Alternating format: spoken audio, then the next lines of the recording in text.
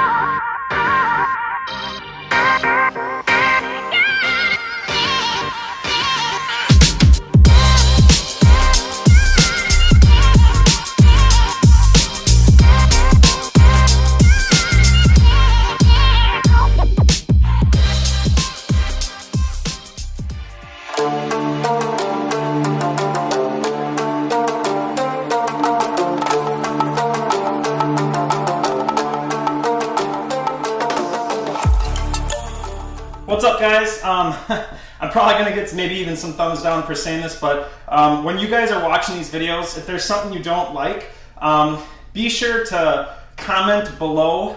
Thumbs downing the video is a disservice to yourself, because I don't know what you didn't like about what I said. Maybe you disagreed with something, but do remember, all I'm doing here is showing you guys what I'm doing that's getting me the results that I'm getting, and you know, that's all I'm doing. I'm not saying what I'm doing is right or wrong. All I'm telling you is everything that I'm doing to getting to where I am right now, which I'm pretty freaking stoked about. If you don't like something, or if you have questions, be sure to comment below. That's what these videos are for. I talked to you guys about this once already, I believe, at some point throughout these videos, but I want to talk to you a little bit about it again, just because it is so important, and I really feel like this was a huge part of the reason as to why I'm getting such awesome results. When you're doing the progressive set, say a curl, and you're doing 15, 12, and 8, and then 8, 12, and 15, something that I've switched up and started doing, maybe not so much during the beginning if you're just starting out, but especially if you're in your round 2 or even round 3 of Body Beast, this is something that I would recommend just trying. But it absolutely gets me way more of a pump, and I absolutely freaking love it. And I've started incorporating this in most of my moves when it's a progressive set, when you're doing the 15, 12, 8, 8, 12, 15. So when you're doing a curl, just to give you an example, the first set he does is 15 reps. Typically you choose a lighter weight, you know, something that you think you can hit 15 reps with. But I choose a heavier weight. Just to give you an example, I choose a 40-pound dumbbells, and I'm only able to hit 12.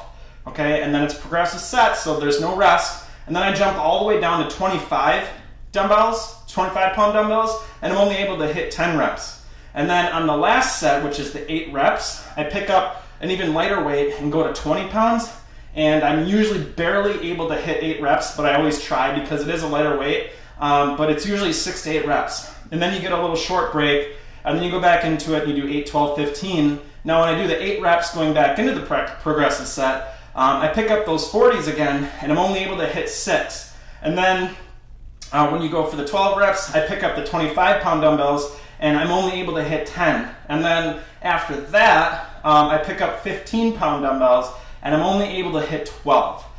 So just to give you an idea, I've started doing this in a lot of the progressive sets, just because I feel like anytime I can lift a heavier weight, I'm gonna freaking do it. So it's your first, if it's your first set and you haven't done anything yet, you're gonna be able to lift quite a bit versus near the third set. So that's just something I do to really boost my results, and I feel like it's really helped me a shit ton. So I would recommend giving that a try. I know Sagi says, he's the genius, I know he says, go lighter in weight, and because you're doing 15 reps and whatnot, but this is just something to maybe try. try it, and then, you know, like I said, if it's your second or third time doing body beast and you're looking to add a little muscle confusion, this is something you could do maybe once every once in a great while while doing body beast. And then also, when you're doing curls especially, make sure you're doing absolutely perfect form. I see so many people screwing up on doing curls. You're doing a curl, make sure to keep your elbows locked at your side and bring it all the way down. A lot of people, when they do curls, they go up and then they go down, but they stop right here. If you can see me, they stop right here. Make sure you go all the way down, stretch your muscle, and then go up and then slow down. This is a perfect curl right here. You know, this is what you don't want to do.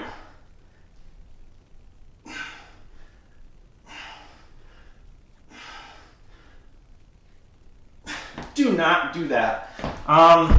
That's literally almost, in my opinion, is doing pretty much nothing. All you're gonna do is you're gonna maybe even throw out your back. So that's also something very, very, very important to get good results. If you can't control the wobble, maybe put your back against the wall, and that'll force you to keep your elbows in place and then not to swing.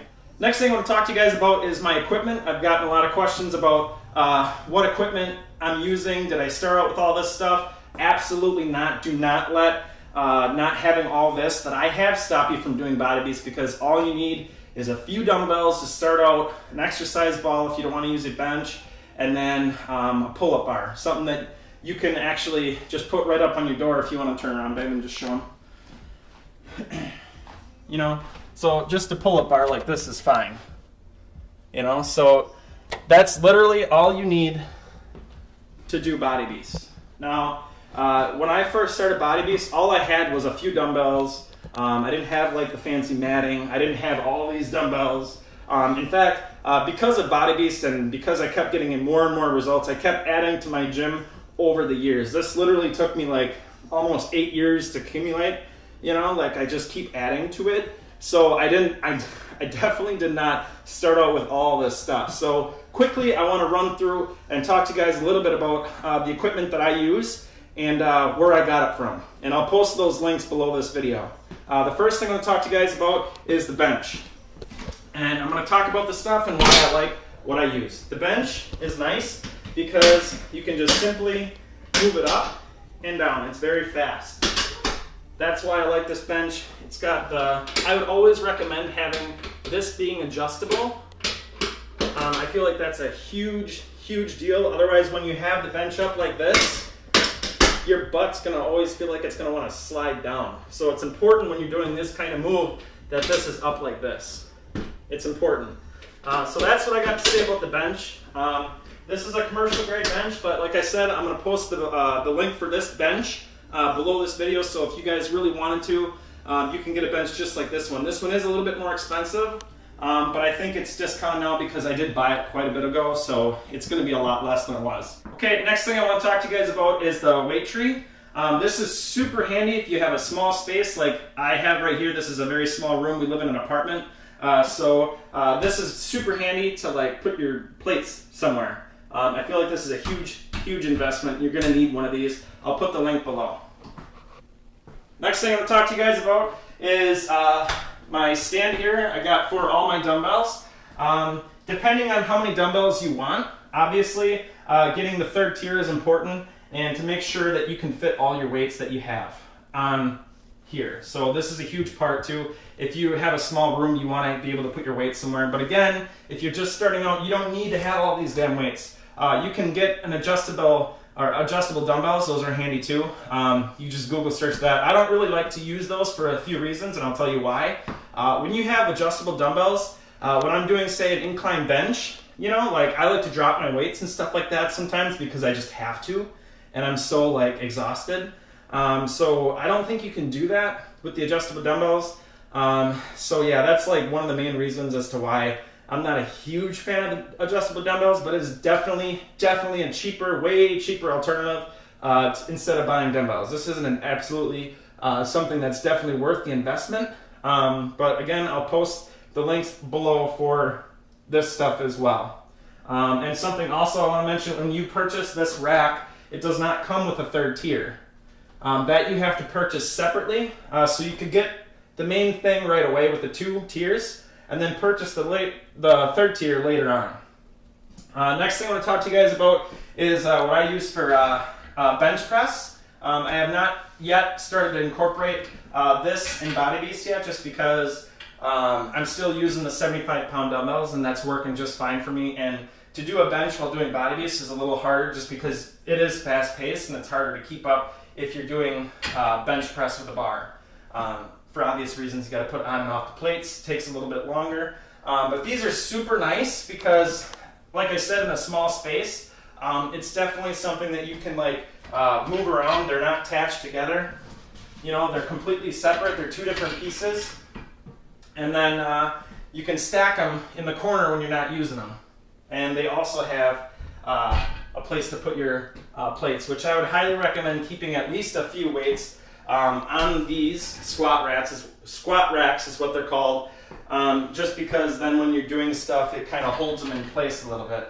And then also, these go high enough to where you can actually do pull-ups. So if you don't have a pull-up bar and you want to do pull-ups, you can actually do pull-ups if you have this to the highest level and then put the bar up here. It's actually like right up here. You're gonna have to bring your knees or your legs up like this and do a pull-up. You're not gonna be able to have your legs straight down, obviously, but it's something that could work if that's what you wanted to do.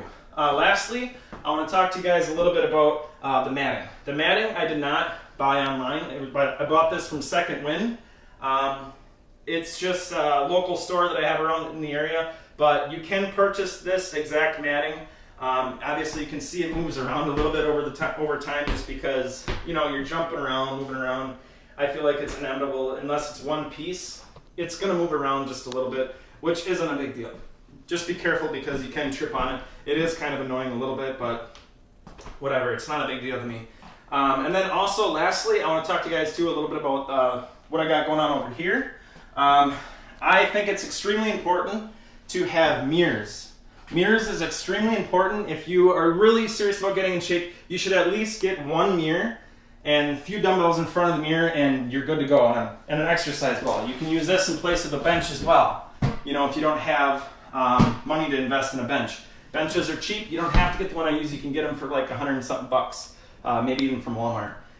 Just as long as you have a bench, that's all that matters, or an exercise ball. But anyways, getting back to what I was talking to you guys about over here, a mirror is extremely important.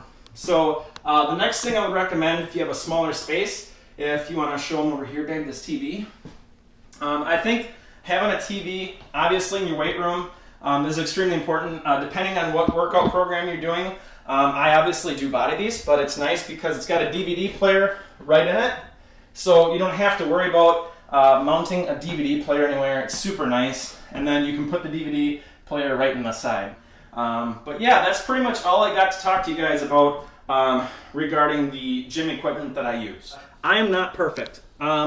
There's times where I might not work out one day. Like yesterday, I had to wake up really early because we had plans to go and visit some family. I had drinks all damn day.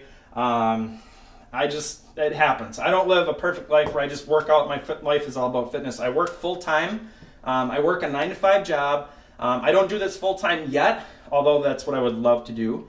That's the goal. But I work all the time. I have a side business that I do as well, not including this business that I have going on here. But I do have a lot going on, and it's not easy for me to get in the gym every day. I'm not some crazy fitness person to where this is all I do. So I want to be real with you guys and just say too, if it's important to you to get results and you're really serious about it, we got pizza last night, right here.